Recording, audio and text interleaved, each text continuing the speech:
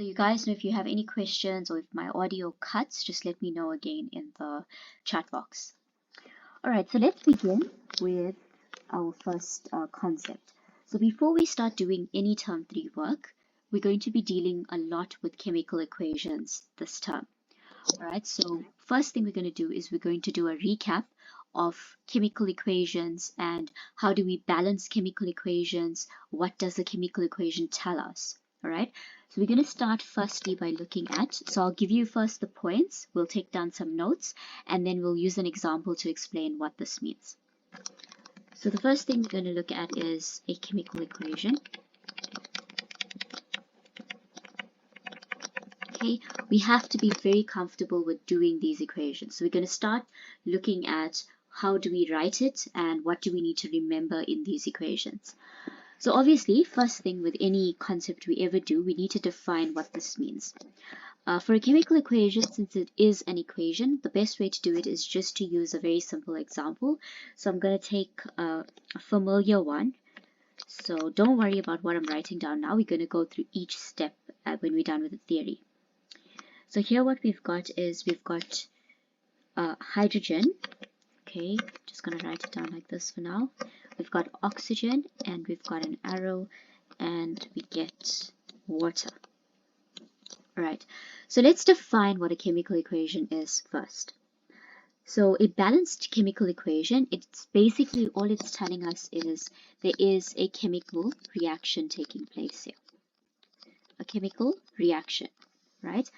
And in order for there to be a reaction, let's think if you were in the lab and you wanted to make a new product, a new substance, you need to have at least many test tubes around you, and you start putting things together, you start mixing different substances together, and then you get something new. That basically is what a chemical reaction is. So on one side of the chemical reaction, we have what we call our reactants. We have our reactants. Okay, so our reactants will always be on the left-hand side of your arrow. Okay, so this arrow is important because it's telling us that there is a change taking place here, a chemical change, right? So how do we define reactants? Reactants is the substances that needs to undergo the chemical reaction. I'm not going to write down a definition for that, but it's basically, you can think of it as the substances you start off with, right? The things you need to mix together. And then the arrow is telling us that we've now got a chemical change. You can think of it as like bonding. If you want to draw a picture,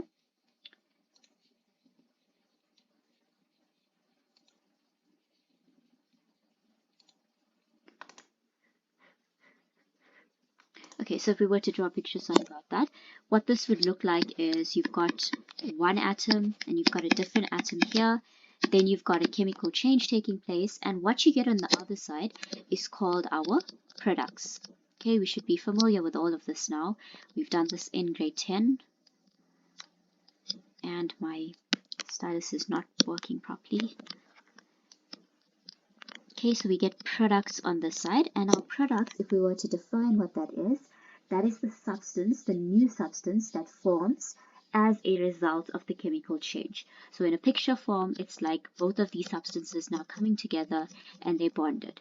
All right, so that's the basic theory of what is going on in a reaction. You start off with reactants. It can be 2, it can be 3, it can be any amount.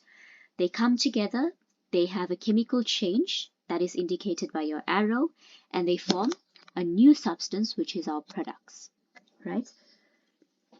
Now we are interested in how do we write out these chemical equations. So the next important thing we need to understand is the balancing of a chemical reaction. So we always hear this term, balanced chemical equations. But what do they mean by this? So the first thing, as we said, is we always want to be able to identify what is our reactants in the equation and what is the products. Once you've done that, then we're going to talk about how do we balance a chemical equation. And before we actually get to the balancing, there's something I just want to mention here as well. So let me just write this out again.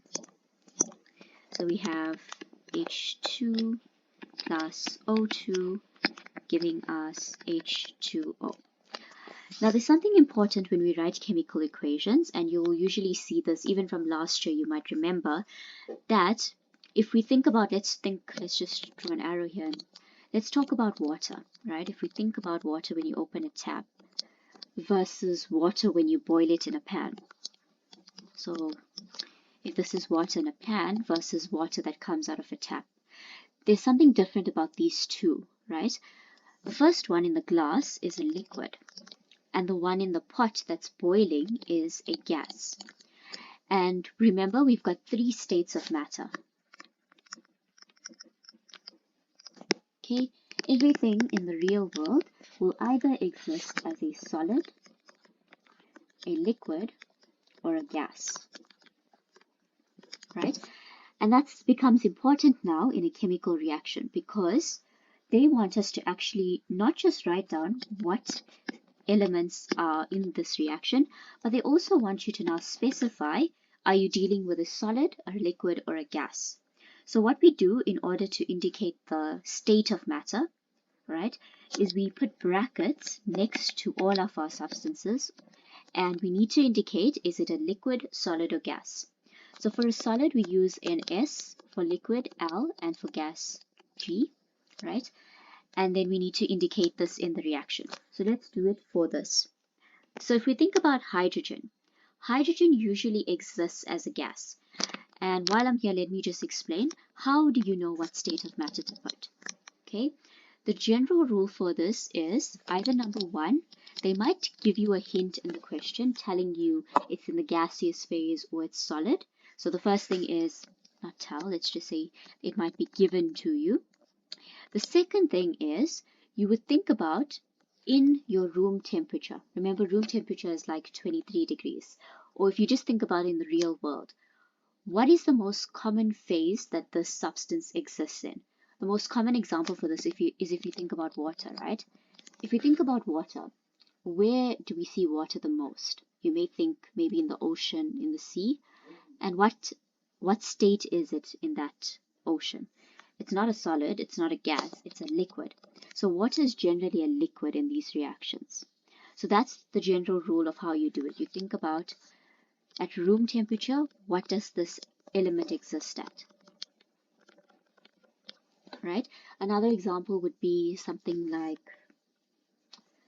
like carbon dioxide, right? CO2 or O2, oxygen is what we breathe. If you think about that, what does it exist most commonly at room temperature? We breathe in the gas, right? So it's definitely going to be gaseous form. So that's just a hint about how you know what state of matter to write it in.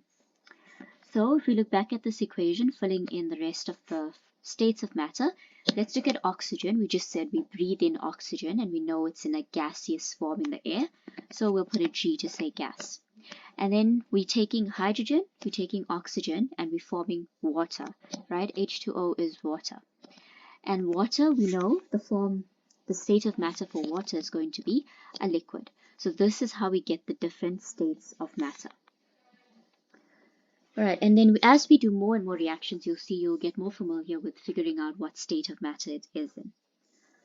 Okay, so the next thing we need to talk about is, as I just explained, makes sense whenever you have an equation, what is going on here, even if it means like telling yourself, I'm starting off with the reactants, and in this case, you can see your reactants here is, you've got our hydrogens. Let's just write it down just for the first one. So you've got hydrogen gas, and you've got oxygen gas, are chemically reacting to form water. Okay, so that's what's going on in this chemical equation written above here. Now the next important thing, what we've been talking about, is a balanced chemical equation. And now there's 2 parts when we use the word balanced. So let's just quickly talk about what that is. So we always have to have a balanced chemical equation. You can never have an equation that is not balanced. And balanced means 2 things. The first thing we talk about being balanced, number 1, is we talk about the atoms, the number of atoms in the equation being balanced. So I'm going to write it first, saying that the number of atoms in the equation needs to be balanced. I will explain what this means just now. They usually call this, so I'm going to give it the technical term now. They describe this by saying conservation of atoms.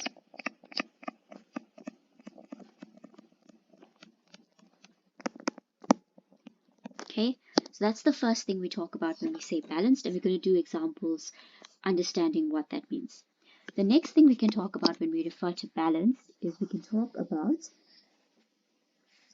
the mass. So the mass of the atoms being balanced. Okay, and the technical term for this is, they say, conservation of mass.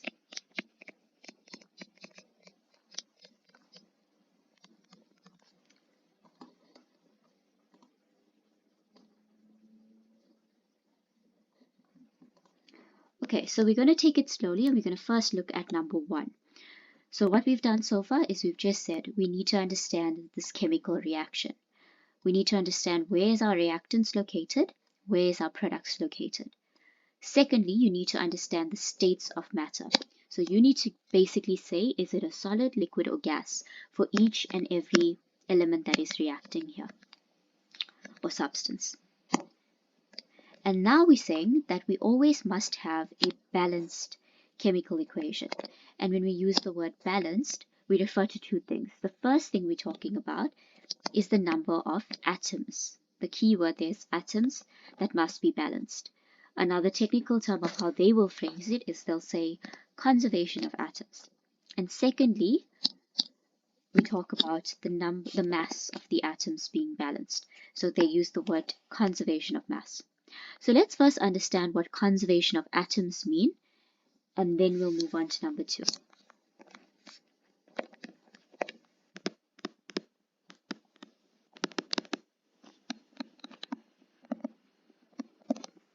Okay, so we're going to understand this using the same example we had above. Just going to rewrite the equation here, bottom here.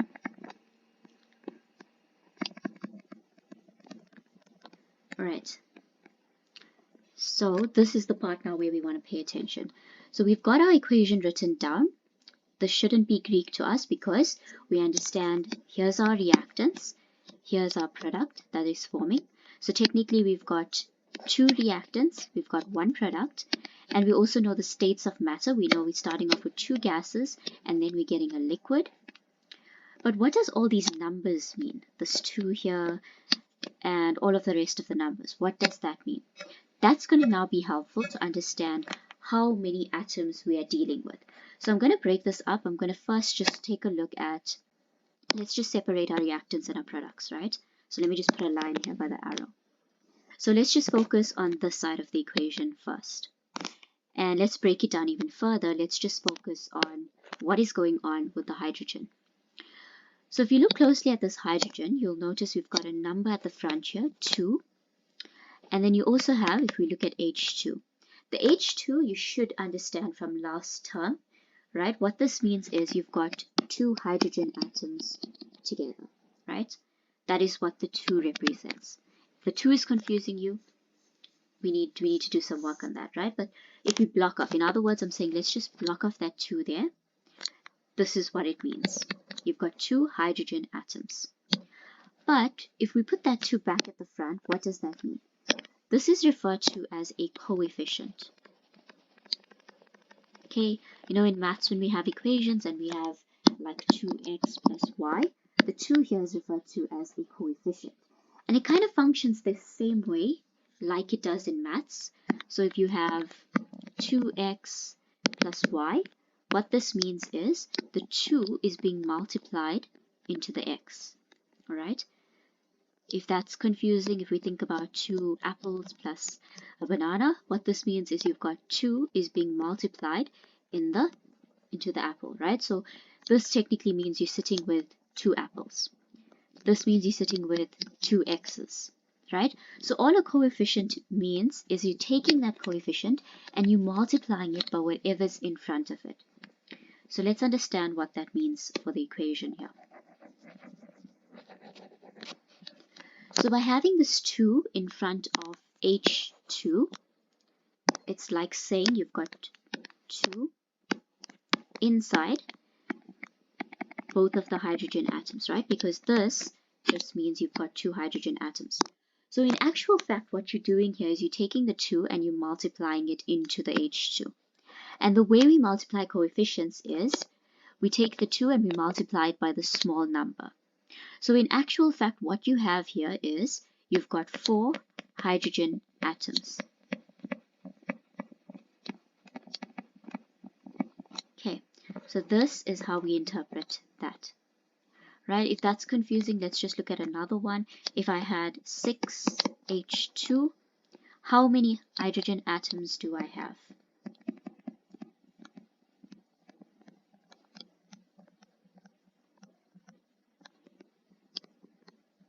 We have to go back and revise these basics, because if we forget these rules, then it's not going to be good going forward. So we have to revise these basic rules from last year. So let's look at this one. If you have something like the 6H2, it's almost again like you're blocking off the 6, and let's just focus on H2. All right. So what they're doing is they're putting a coefficient in front of this. How do we deal with this? We take the coefficient and we multiply it by the small number. So how many hydrogen atoms do we have here? Well, it's 6 times 2.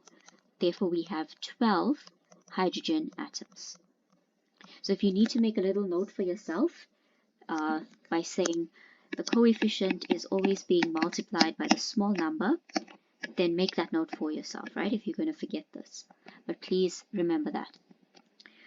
Okay, so we now figured out on our reactant sides, we've got 4 hydrogen atoms. I'm just going to erase this bottom part here, just because it's a bit chaotic. Or I'll move it to the side.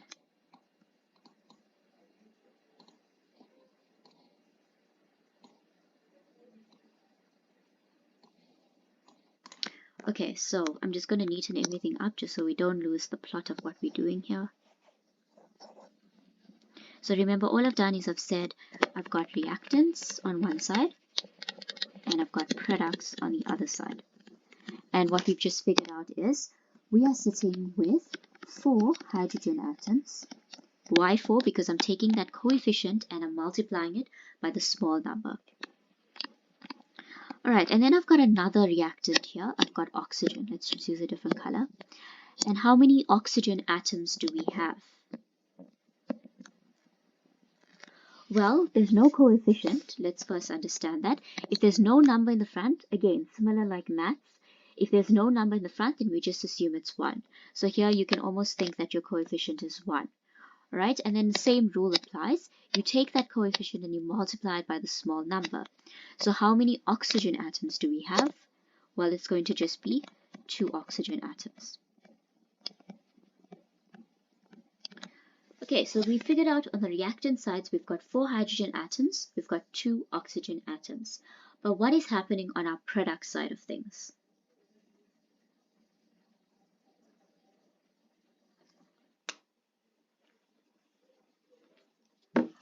Okay, so I missed out a number there, that is 2. Okay, so if we're looking at the products now, let's just highlight that in green. We've got this, okay? And now we've got hydrogen and we can see oxygen. So let's just focus on the hydrogen.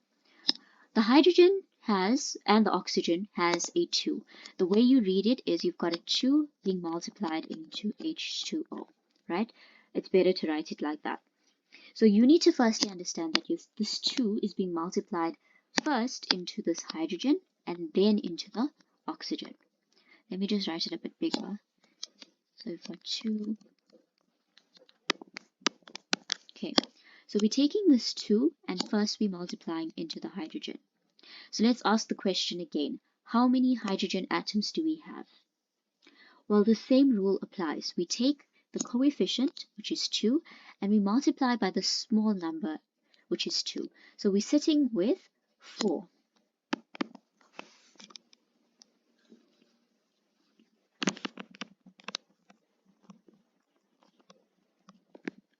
Okay, and we're going to ask ourselves the same question again. We've got oxygen there. How many oxygen atoms do we have? We take the coefficient and we multiply by the oxygen. The oxygen does not have any number attached to it. Remember, if I write H2 and O, the 2 belongs to the hydrogen. There's no number attached to the oxygen. Okay, that is work that we've done last year. So we're just sitting with 2 oxygen atoms.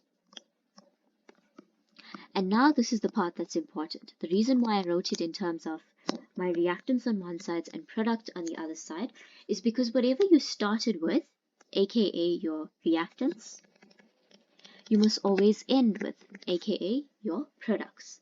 So now we're going to compare.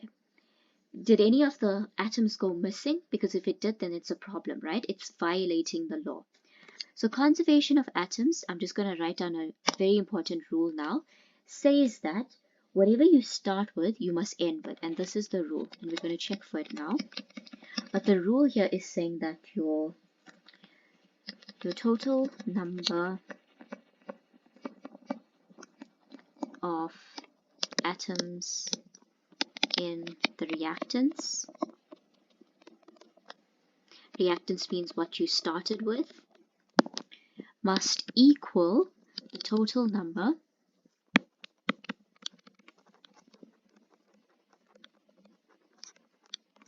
of products of atoms in your product, which is what you're ending with. So this is going to be the important rule, and this is what conservation of mass means.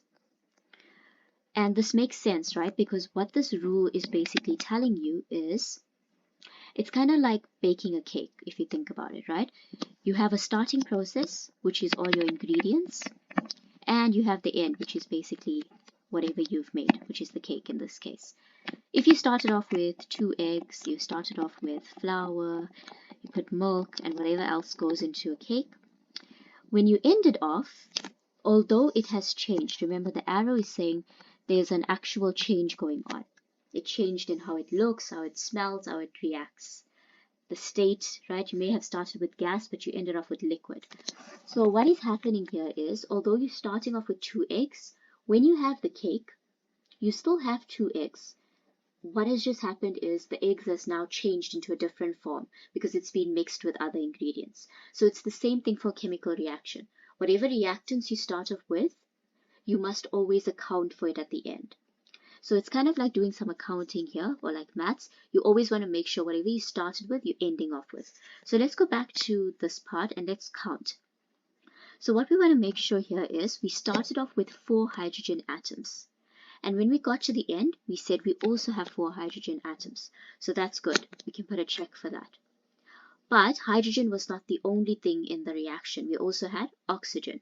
Well, we started off with 2 oxygen atoms. And when we ended, we also ended with 2 oxygen atoms. Therefore, we can put a check because we accounted for everything. So this is essentially what it means to balance a chemical equation. Now, obviously here, I've given you all the coefficients and the numbers. But what we're going to do going forward in the next few lessons is we're also going to practice how to balance a chemical equation. They're going to give you the equation without the coefficients in the front. And you need to go through the whole equation and you need to figure out how can I make sure whatever reactants I started with equals what I ended with. And the way you do that is by putting in these numbers, and you have to find that out. But we'll talk about that in the next few lessons. So conservation of number of atoms should make sense. The next thing we talk about now is something called the conservation of mass. So point number 2, the mass of the atoms being balanced. I hope I didn't go too quickly here, but again, if you need to take down any notes, this is going to be recorded. Let's go on to number 2 and let's talk about what does it mean to check for the conservation of mass.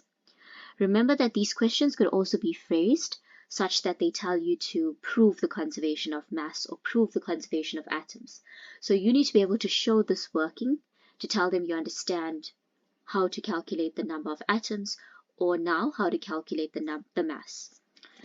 So let's scroll down and let's move to the conservation of mass.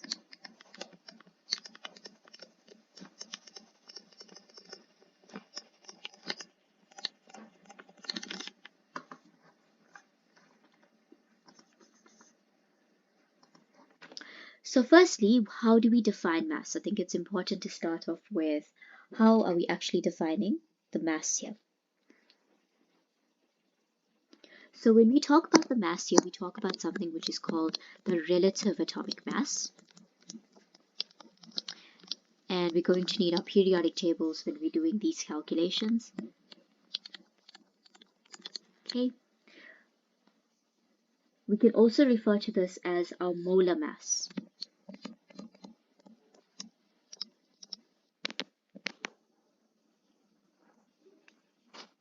But for now, I think relative atomic mass should be fine. So we're going to do a quick equation to see how we actually calculate this.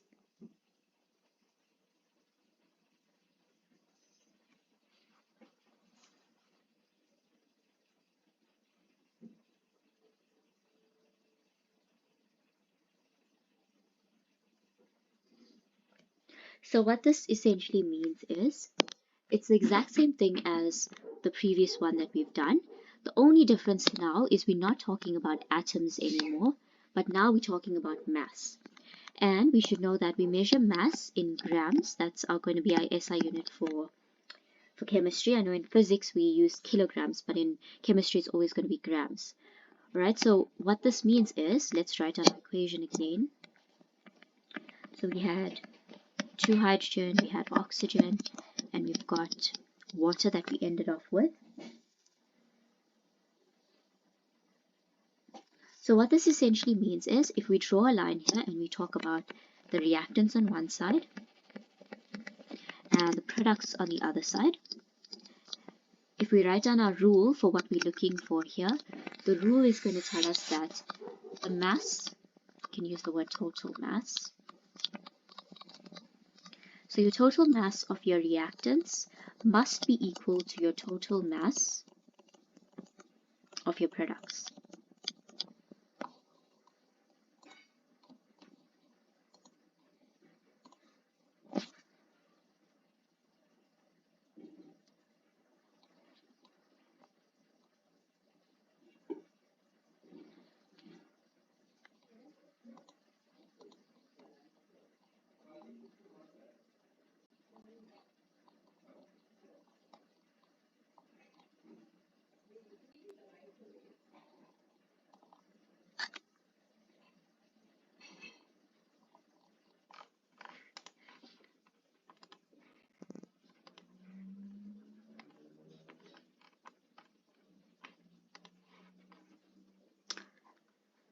Hi guys, sorry about that. That was just a network problem.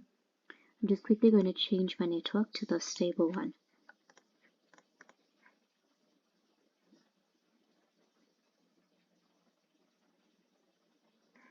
And I need to share my screen again. Sorry about that.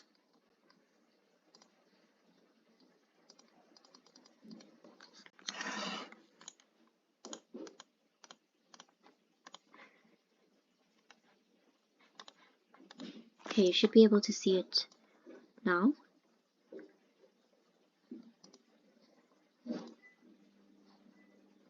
Okay, so let's just quickly pick up from where we left off. So we're saying now that conservation of mass, very similar to the previous rule that we just did. The only difference is we're not talking about atoms anymore. Now we're talking about mass. So if we were to describe the rule, we're saying that the total mass of your reactants must be equal to the total mass of your products. Okay, so that is our rule. But we need to take this rule and we need to use it in a chemical equation. We need to prove that there is, in fact, the number, or rather the total mass of reactants is equal to the total mass of products. So let's just quickly look at this one.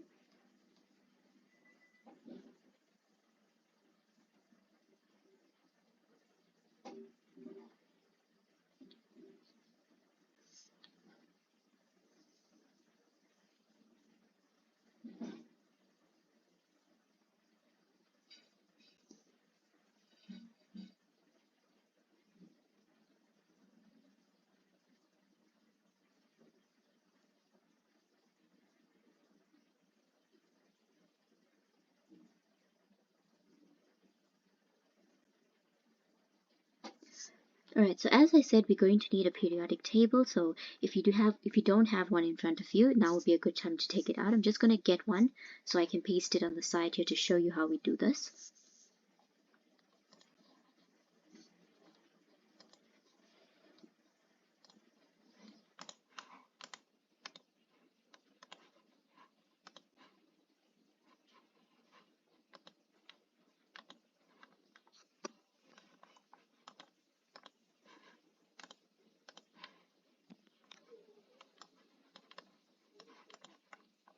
Okay, so we're going to be using this one on the side here.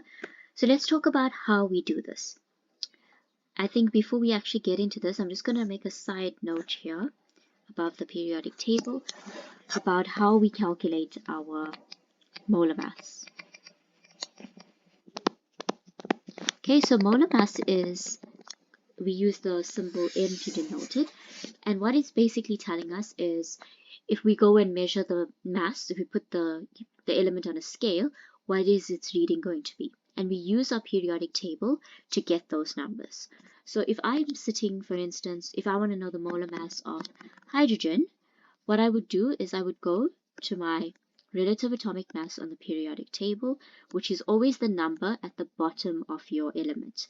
So if you want to know for hydrogen, you go to find hydrogen, and here you can see it's going to be 1. So here you would say for hydrogen, it's 1.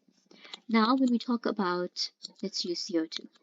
If we have CO2 and we want to find out what is the molar mass of CO2, the first thing again I'm going to start off with is always being able to understand what this formula is telling you. This is telling you you've got carbon, you've got 1 carbon atom, and you've got 2 oxygen atoms. Okay, so 1 carbon and 2 oxygen. So if I wanted to calculate the molar mass of CO2, and this is the notation of how we generally write it, we're saying we want to calculate molar mass of this, then it's equal to, first you're going to go and you're going to look for carbon. So let's go to the periodic table. Here's carbon. The relative atomic mass is always the number at the bottom of it. So we can see it's 12. So therefore I'm going to write down 12 because I'm sitting with carbon. And then I need to add that to my oxygen, right? So we dealt with carbon, now we have oxygen. But you've got a coefficient there. You've got 2 oxygen. So what we do is we say 2 times whatever oxygen is, right? Excuse me. So we got 2 and we're going to multiply that into whatever oxygen is. So if we look for oxygen, here's oxygen here. And what is its number? We can see that it's 16. So we're going to write down 16 in the bracket, right? And then we basically put all of this in our calculator. You can simplify it first if you wanted to. So 2 times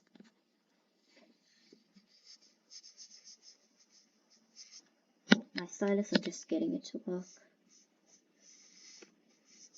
So you have 32 here, and then you just add these 2 up together. So this is telling us that if you wanted to calculate the molar mass of carbon dioxide, CO2, this is how we would calculate it, right?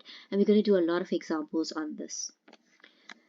So let's just do it now for the equation that we're sitting with on the side, just to practice that once. So what we have here is, let's talk about hydrogen first. If we look at hydrogen, we've got 2 in the front, and I'm just going to use brackets for inside, right? So I need to go to my periodic table. I know that my relative atomic mass is 1. So I write down 1. But I also have a 2 at the bottom there. So I need to still multiply that by 2. So just take note of how I'm writing this. This is how I got the relative atomic mass. The 2 is simply the coefficient written down there. The small 2 I wrote in the bracket. And where did 1 come from? That's from my periodic table for hydrogen. Okay, so that is telling me, if we were to just figure this out, it's 2 times 2 giving you 4. So you've got 4 grams of hydrogen. What about oxygen? So for oxygen, you've got a 2 here. And then if we go to your periodic table to find oxygen, here's oxygen. the relative atomic mass is 16. So we're going to have 2 times, so you can even write it like this, 2 times 16. And we know that this is 32 grams of hydrogen. So what we've just figured out now is for the reactants. Let's just use green to represent that. So that's supposed to be oxygen here. So what we figured out is we've got 4 grams of hydrogen and we've got 32 grams of oxygen. But is that going to be the same for my products? Let's figure it out for the products. So first we're dealing with hydrogen. You've got 2 and you've got hydrogen. We know that the relative atomic mass is 1 from the periodic table, and we're multiplying that by 2 because of the small 2 on the inside. This is going to give me 4 grams of hydrogen. What about oxygen? Well, I've got a big 2 in my coefficient here. Remember, it's being multiplied into that oxygen. And from my periodic table, we already know that oxygen has a small coefficient there of 16. So we've got 2 times 16, which gives me 32 grams of oxygen. Let's highlight the products in blue. So let's compare now our reactants and our products. We started off with 4 grams of hydrogen, and we ended off with 4 grams of hydrogen. So that's fine. We started off with 32 grams of oxygen, and we also finished with 32 grams of oxygen. So what we've just shown here is that there is the conservation of mass. Okay, and as I said, we're going to be doing a lot more examples calculating these, especially when we start talking about what a mole is, and we start talking about the equation. But for now, we just want to understand conservation of mass, conservation of atoms. So there's an abbreviation I like to use just to make all of this simpler, and the abbreviation is SAM. Okay, and we're going to do like 3 more examples now, looking at different equations, talking about the balancing, talking about the conservation. So the first letter S, let me just write it like this. The first letter S stands for the states of matter. So this means you always want to check that you have included either a solid, a liquid, or a gas, right? You've indicated that in your chemical equation. The next thing is you want to always make sure A stands for atoms. So it's always the conservation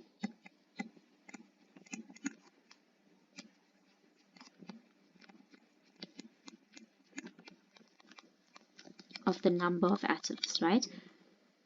Conservation of number of atoms.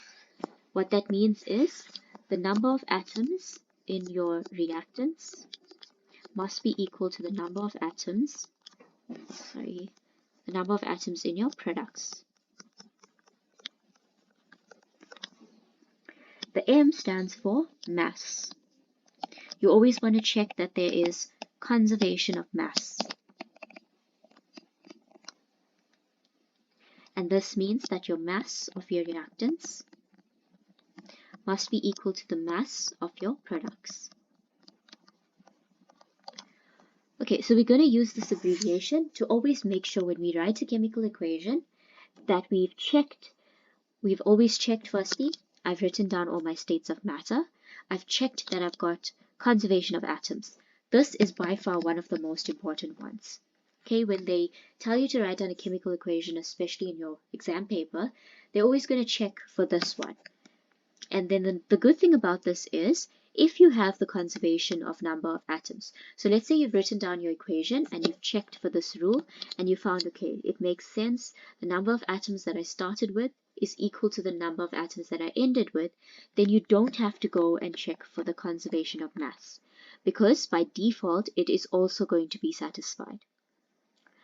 Okay, but if they tell you to check for it, then you do have to, right? But usually you can get away by just doing these two. And this forms the basic rules of how you do your chemical equations. So we're going to spend the last few minutes just looking at a few examples, going through these 3 rules, and we're going to interpret and understand if the equations are correct.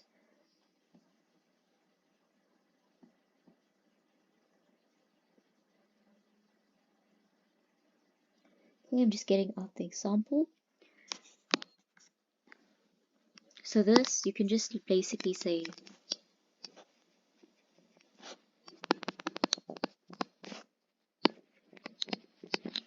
it's kind of like your own check that you can do to make sure you're writing your chemical equations correctly. So let's have a look at an example. The first one we're going to look at is combustion of methane. You don't have to understand those words now. I think next time we will get to what combustion means. But for something to combust, it basically means it's burning. All right? And the equation we have is CH4. And we're going to start off simple, where I'm giving you all the coefficients and the phases.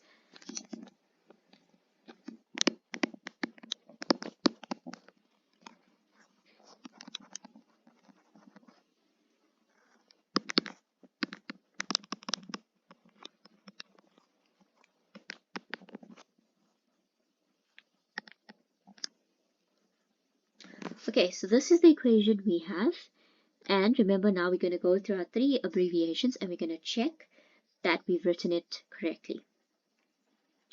So I'm going to give you a minute just to take it down, and then we'll start talking about the S, the states of matter, and understanding what type of equation we're dealing with.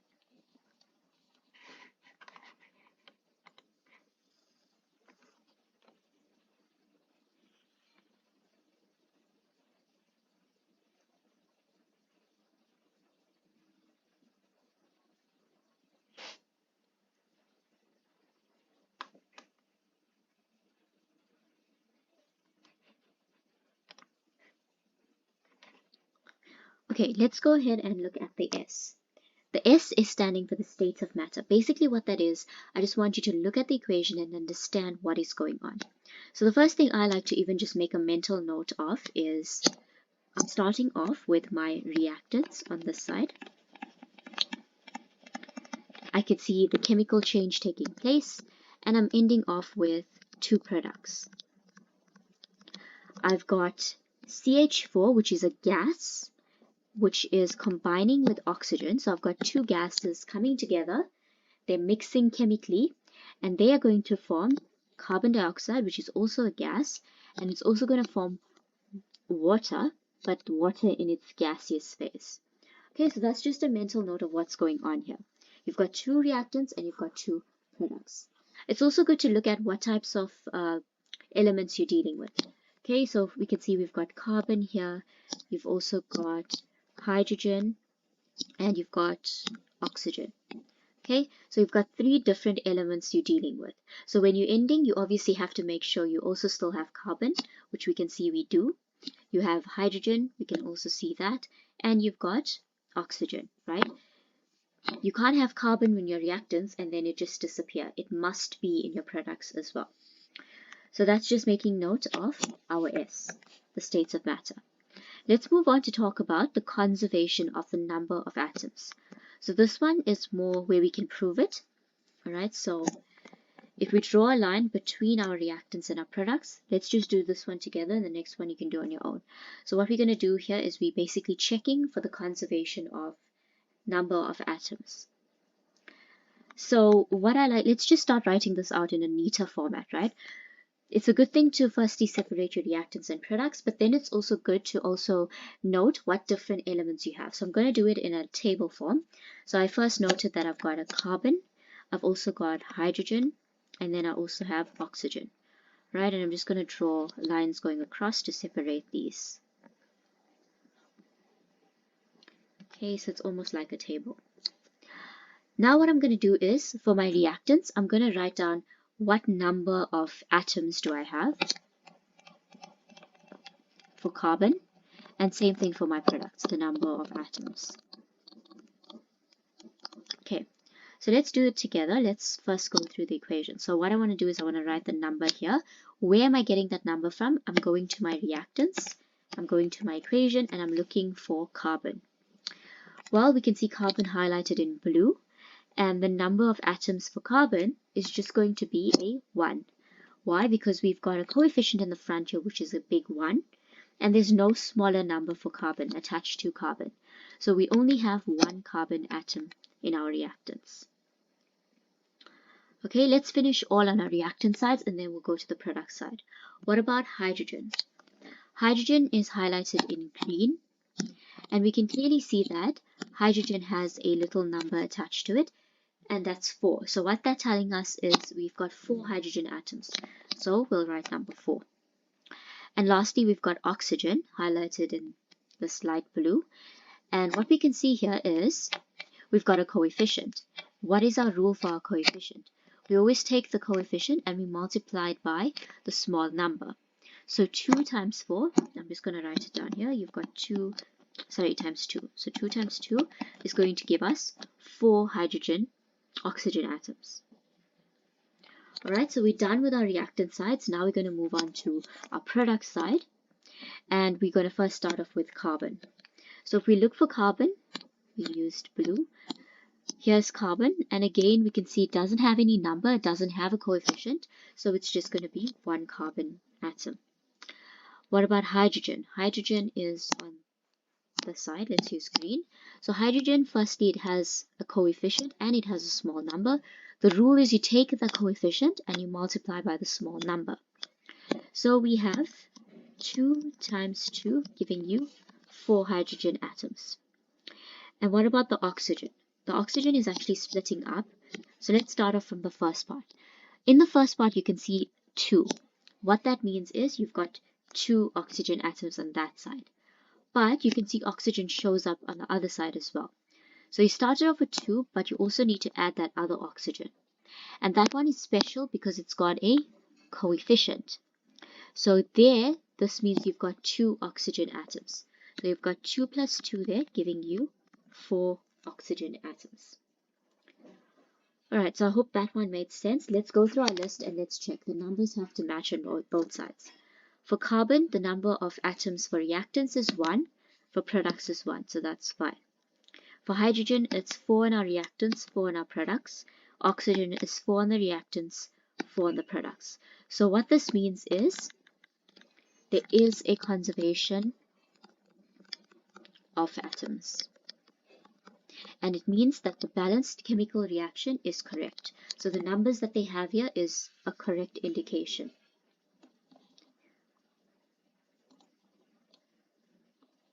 Okay, we're going to do one more example in the few minutes that we have left. And for this one, I'm going to let you do the balancing on your own. Not the balancing, but just checking for the conservation of atoms. So for this one, example 2, this is the reaction of sodium and chlorine together. So we've got 2Na.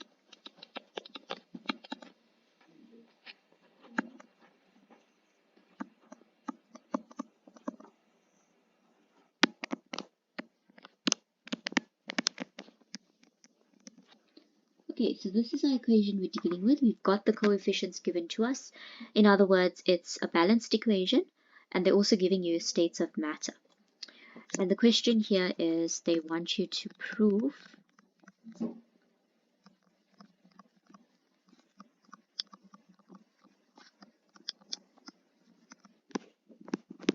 okay, so I'm going to give you some time to do this one, and then we'll mark it together.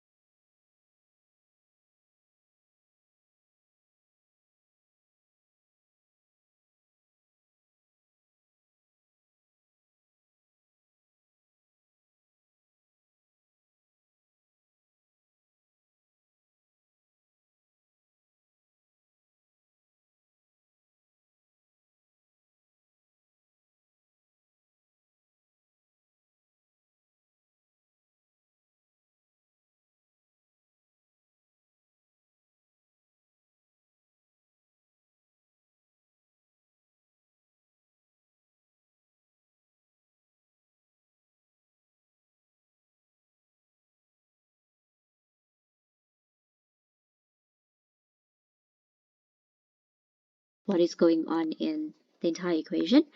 So we're starting off with a sodium, right? And that is in a solid form.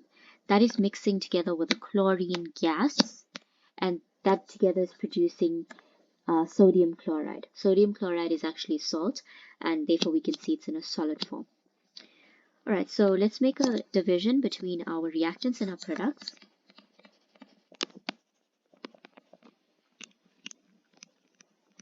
Let's identify the different elements we're dealing with here.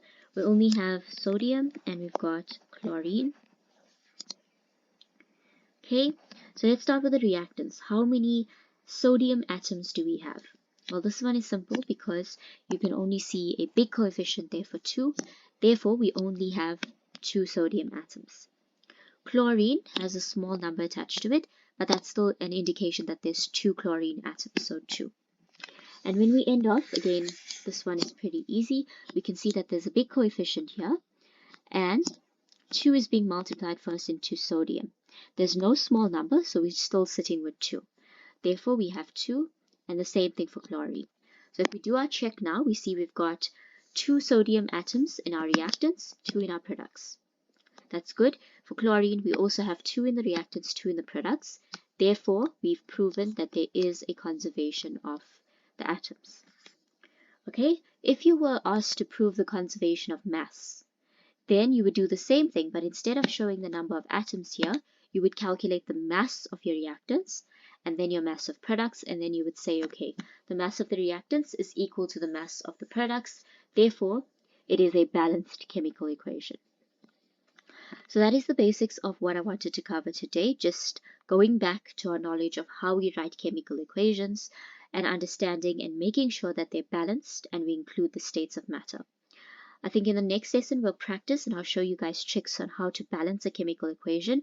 You have to do it by trial and error, but there's a few tricks that you can use to speed up the process, so we'll go through that because you are expected to actually write your own chemical equations.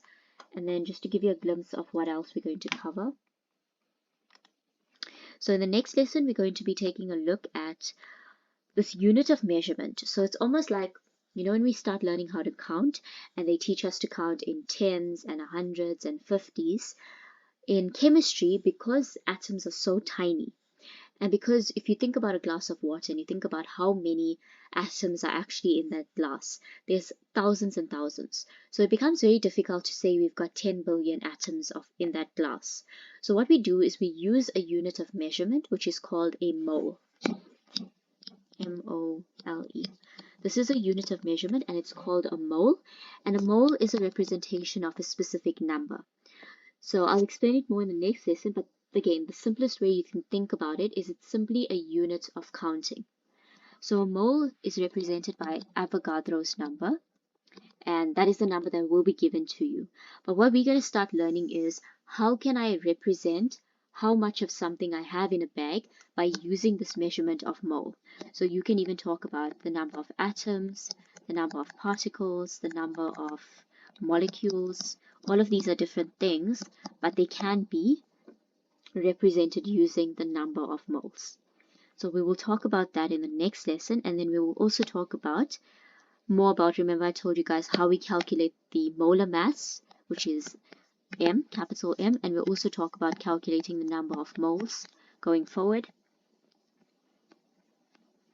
So that is until our next lesson. I think that is okay for today. If you think what we did today is maybe you can't remember it from last year, I'd suggest even just going through the work we've done today and just making sure, you can even look up examples online to make sure you know how to balance the chemical equation.